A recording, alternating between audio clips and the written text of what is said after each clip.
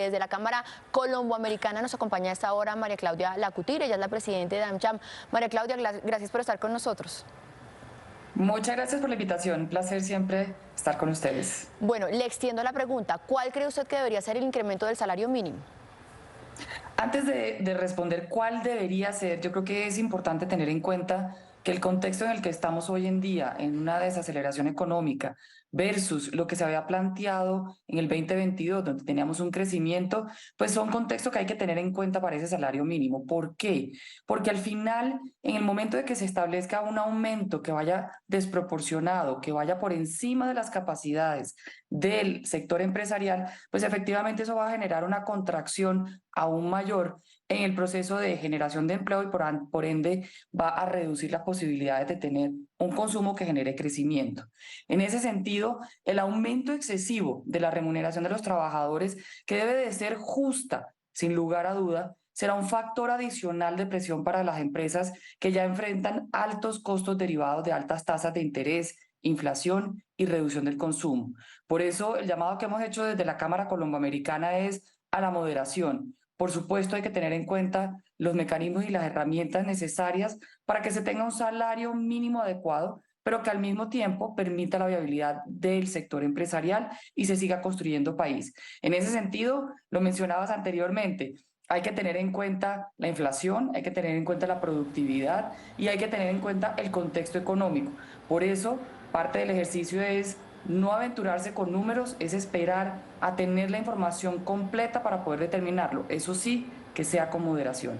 Sí, doctora Lacutir, buenos días. Usted está mencionando incentivos para las empresas. ¿A qué se están refiriendo?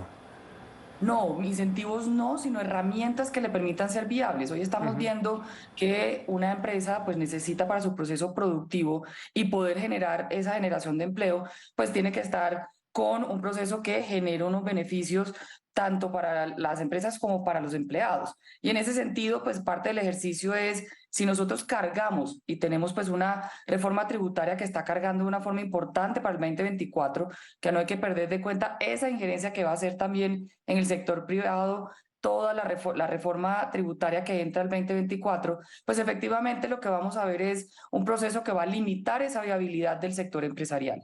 Doctora Lacutir, usted pone aquí sobre la mesa otro elemento muy importante que son los efectos de la reforma tributaria que empezarían casi que el próximo año. A eso se suma también el llamado de FENALCO que dice, oigan, miren, no discutamos la reforma laboral hasta que no se defina el salario mínimo. ¿Ustedes también se unirían a ese llamado de FENALCO de suspender por ahora el trámite de la reforma laboral?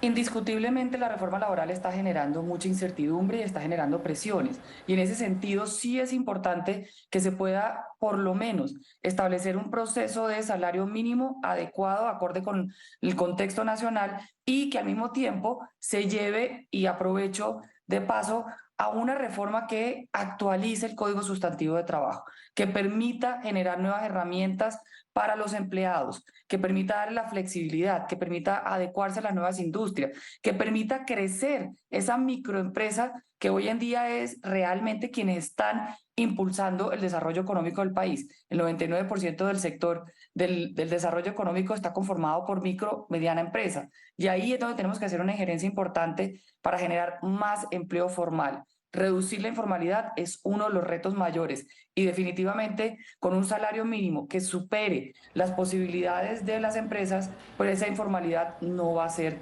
atacada, sino que va a ser impulsada para que sea mayor. Y es un tema que genera mucha polémica. Doctora Lacutir, gracias por acompañarnos en esta emisión de Noticias RCN. Feliz mañana y éxitos en este tema además.